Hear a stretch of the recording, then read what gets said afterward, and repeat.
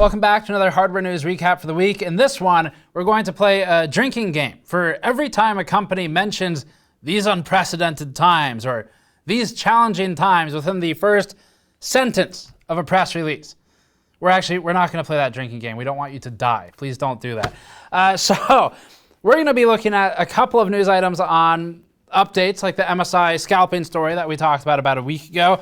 We have some RTX 30 inventory numbers that are actually somewhat surprisingly insightful, as one of our viewers pointed out. EVGA's digital queuing system, NVIDIA A6000 and A40 GPUs we'll be talking about. Intel sort of announcing a thing buried inside of a really lengthy and largely useless Medium post. And RTX 3090s running Crysis in only video memory.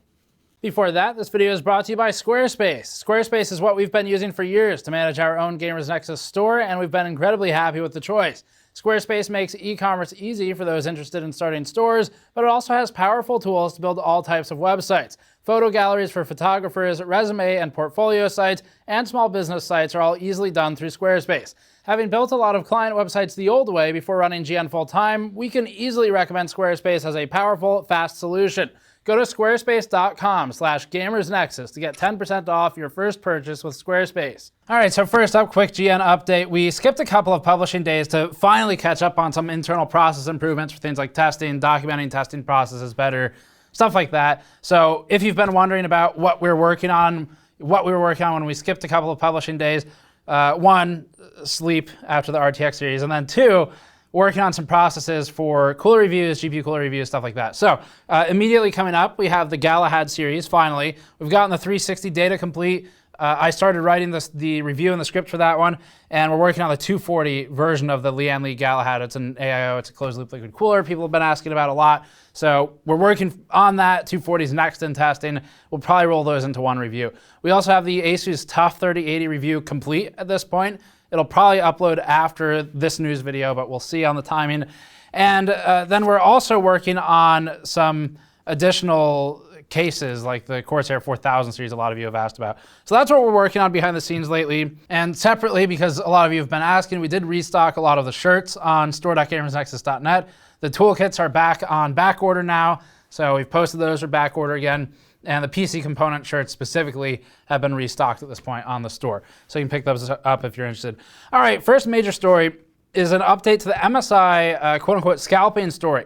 The short of this, if you missed it, we're not going to recap the whole thing, but we have a live stream archive. It's about 30 minutes long, talking about the MSI eBay listings, first-party listings of MSI's video cards by a sort of sub-company or subsidiary of sorts called Starlit Partners.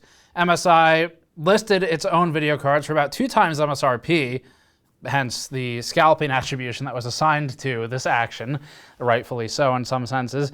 And MSI ended up getting caught, rolling all of this back, releasing a statement that was half filled with BS and half actually reasonable and believable, the BS part being that it was a simple error in their system that led to the listing of these cards. Even though in reality, we know that internally salespeople fight over having GPUs in their allocation to sell because it boosts their numbers so high that their performance report looks a whole lot better. So it's unlikely that these cards went untallied from someone's procurement. But anyway, that was all talked about previously. We're not going to go through it all. MSI released a statement about a week ago when we covered it, saying that it would refund or partially refund the purchases of these cards. There were 4 that we know of that sold, and one of those 4 people did reach out to us and provided some play-by-play walkthroughs of the process with MSI after all this, which we were very curious about to see if MSI would follow through on its promises. So that's what we're here to update you on. The buyer who contacted us and the viewer said the following. Follow-up to the MSI eBay debacle. So without my asking, as of about 5 minutes ago, and this was shortly after this all happened, Starlit Partners has refunded me the difference between MSRP and the price originally posted. This would hopefully indicate an intent to ship the product. I've attached a screenshot of the change, and as a footnote, so pitchforks and torches are not in my future, I decided to purchase this card at the higher price after NVIDIA made it clear that card shortages would last into 2021. which is beyond the point in which I would need it. I reluctantly went ahead with the purchase as the full cost of a 3090 had already been set aside for an upgrade, and seeing how those are doing right now, I felt the 3080 would hold over just fine. The viewer goes on to thank everyone for the coverage, but kind of sad that they have to preempt the community response, so please no pitchforks and torches for this particular viewer. Their justification for why they purchased it at the increased price seems reasonable. They bought it knowing they were getting ripped off, but also knowing that it would be difficult to get another card. So that viewer did update us a few days later. They had an issue where the card was having problems properly booting and loading drivers. We ended up doing some technical support and helping, and the card now works for them. So it seemed like it was the usual issue of like trying to install a driver while Windows isn't installing a driver, and Windows is too stupid to figure that out. And so you end up with a flickering black screen issue. But anyway, seems like it works now. We got an update from the viewer who showed a $496.88 refund versus the original purchase amount. That brought them down to about $801, I think, shipped. So in the very least, MSI delivered on the promise of partially refunding. And the reason that a partial refund was important here, as opposed to just a total refund, is simply because, as you all likely know, if you have a card, even if you buy a card from like Newegg or whatever, and it arrives broken, you don't really want to just return it, because there's no guarantee you're going to get another one right away. So it's better to go through a replacement avenue, or in this case, go through a partial refund avenue, because there's no kind of end in sight. So it worked out well for at least this one person. We think there are 4 people affected. I'd like to say not a big deal, but the 2 times price increase, quite a big deal for those people. So hopefully everyone gets what MSI promised, and MSI really needs to get some internal processes in place to like stop finding bridges and then lighting them on fire. But anyway, up next, a European retail store lists the RTX 30 inventory numbers. This was sent to us via our tips line. If you want to send in news tips, you can email TIPS, as in news tips, TIPS at gamersnexus.net, and we'll consider it for stories or features. European retailer ProShop.de posted its RTX 30 series numbers and order requests, order intake, and shipments in more detail than we typically get. The retailer said that they posted these numbers as a response to the enormous volume of requests from people jamming up their support lines and email with questions about 30 series availability and inventory, and seems hopeful that perhaps this level of transparency would help relieve its support lines a little bit. So the company posted this statement with the numbers, which we're going to get into in a moment. It said, quote, "The interest in the NVIDIA RTX 30 series is enormous. At ProShop, this generates a lot of questions regarding what cards we'll get, how many we'll get, and when they'll arrive. Unfortunately, we, like most of the board partners, are unable to say anything with certainty. Our category managers are in almost daily contact with NVIDIA, as well as the board partners such as Asus, Gigabyte, MSI, and Inno3D. So the table we're going to show for this is being updated regularly, and it might be updated between this video being filmed and going live, or even being filmed and being edited. So these numbers are as of Monday the 12th, at least when I'm talking, not necessarily when it's edited. The customer orders column indicates outstanding customer orders and does not include any canceled orders. Obviously, it also doesn't include any potential orders or opportunity cost where a customer went to buy something, saw it's not there, and decided they don't want to notify or to place an order or back order, whatever, they're just going to leave. So it doesn't count that stuff, but it does give us some good insight anyway.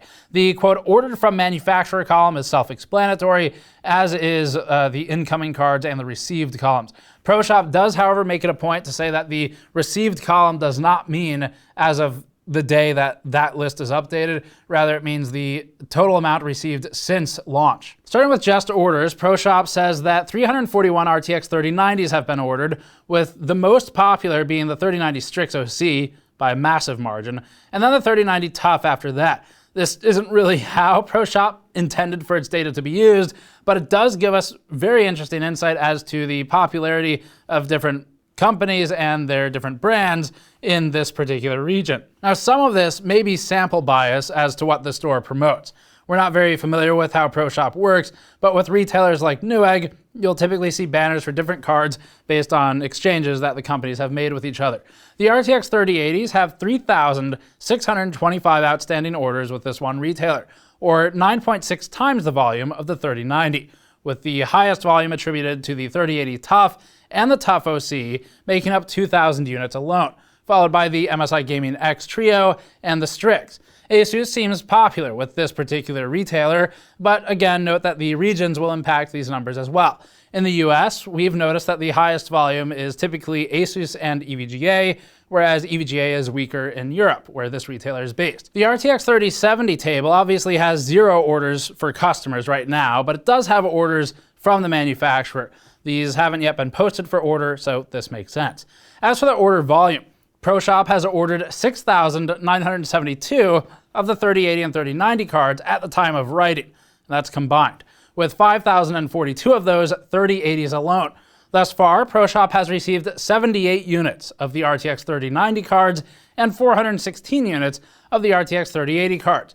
That is a total of 494 RTX 30 units at time of writing.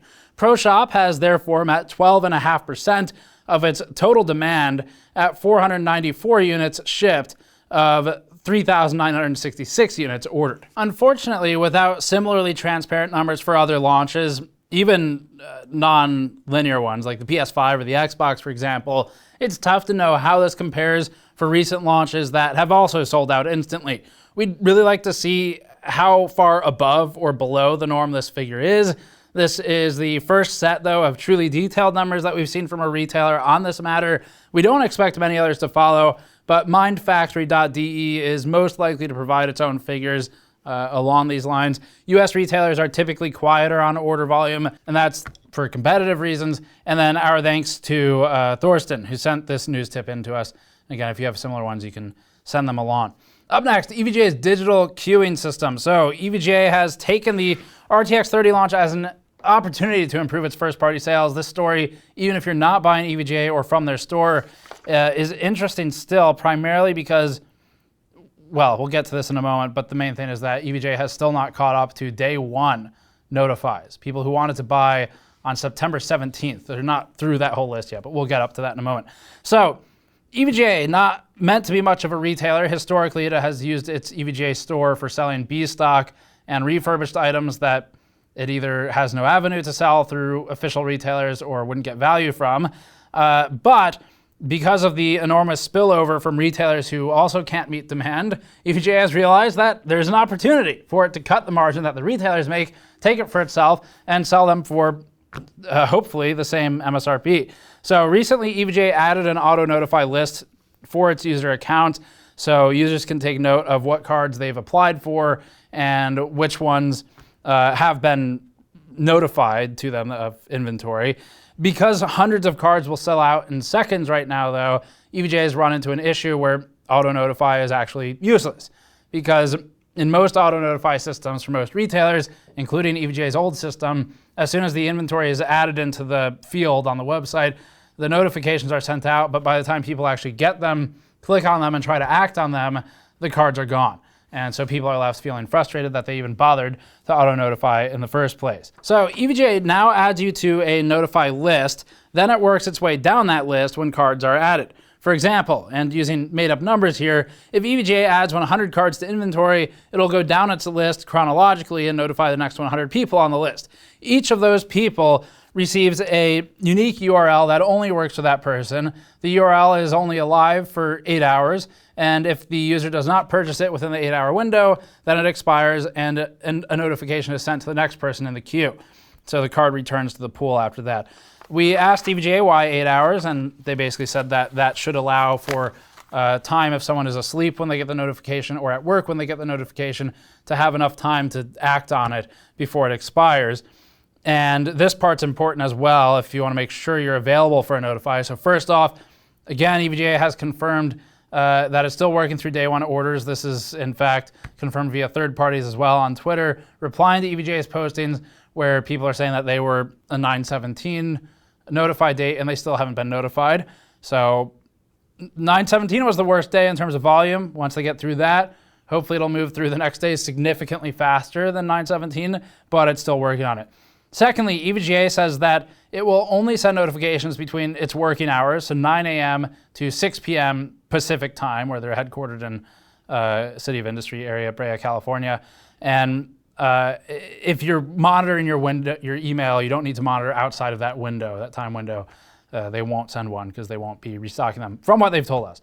EVGA also told Gamers Nexus that, quote, demand far outweighs supply at this moment, and our representative personally noted that in 15 years at EVGA, the representative had not, they said this product has been the highest demand out of any of them that we've seen, and said, but it doesn't have the lowest supply out of all of them. So just an update, I guess, on EVGA's thoughts on the launch and the supply, but they've got that system in place. The big story there, though, is they're still working on day one. NVIDIA RTX A6000 and A40 GPUs. Now we get into the drinking game that you shouldn't play because you'll probably die. And that's because everybody starts their press releases, even for a GPU, with the same thing right now.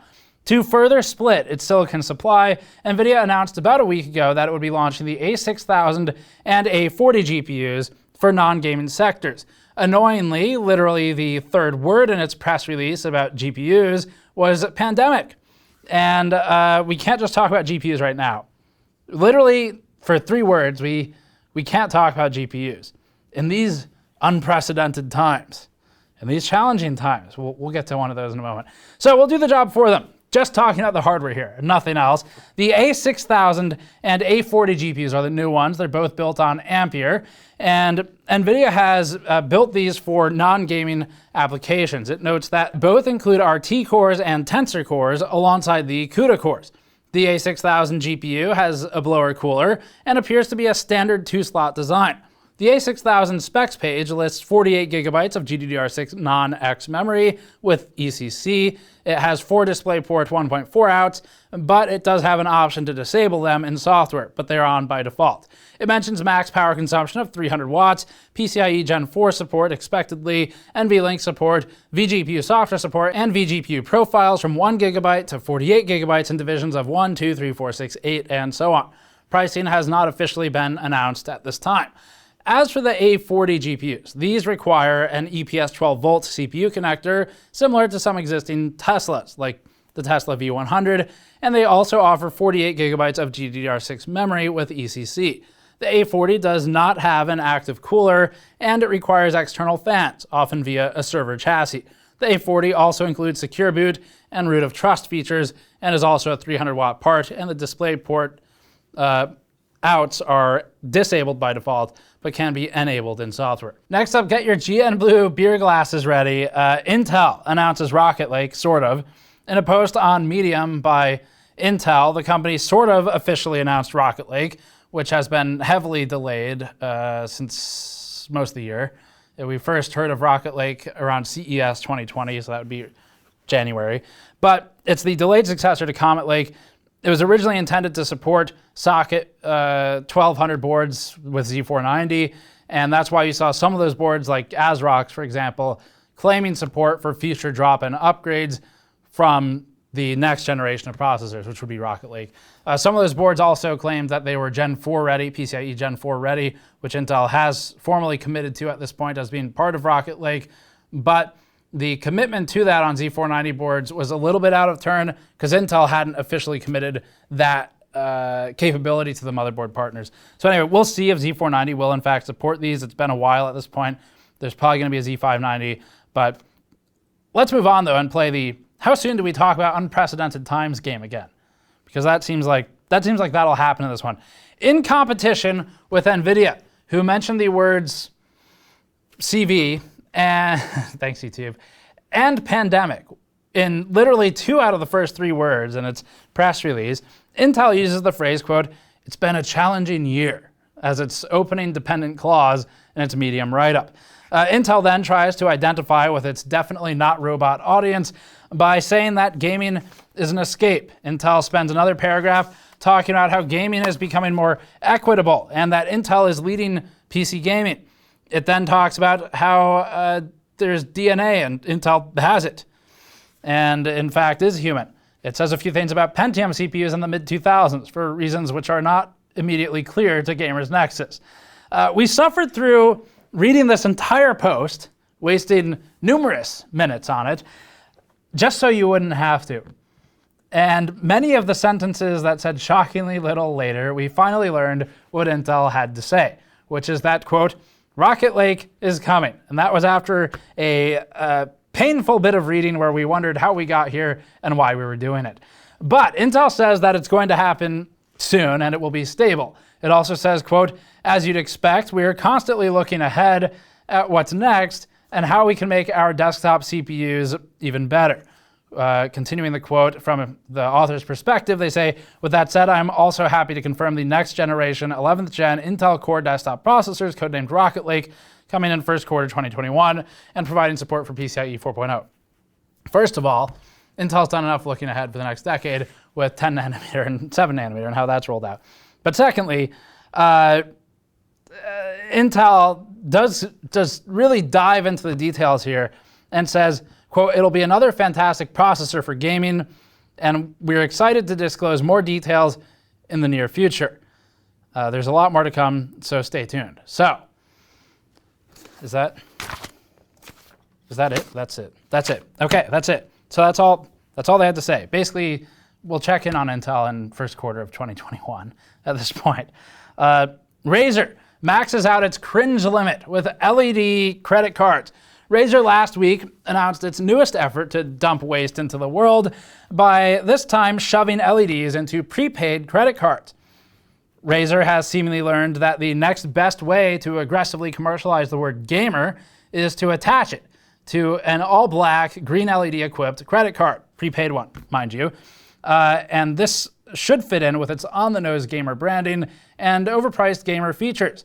Things, for example, that would fit in well with gamer water and gamer toasters. Can't forget those. So if you'd like to completely obfuscate your spending in ways which become arcane and difficult to decipher, you too can first invest into Razer's prepaid card ecosystem, then use that card to buy something on Razer's own store for 5% cash back. It's like a worse version of a gift card.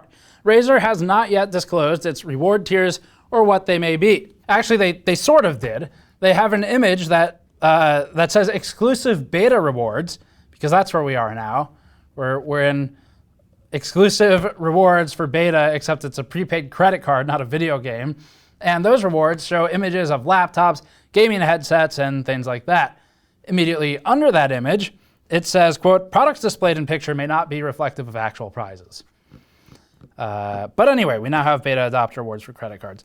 We admire Razer's full commitment to upholding cringeworthy levels of gamer in all of its marketing approaches, because the beta version of this prepaid credit card will only be available to 1,337 people at first launch. In other news, we're at a point where people are apparently willing to be an early adopter of a credit card that's in beta. Nothing at all seems like it could go wrong here.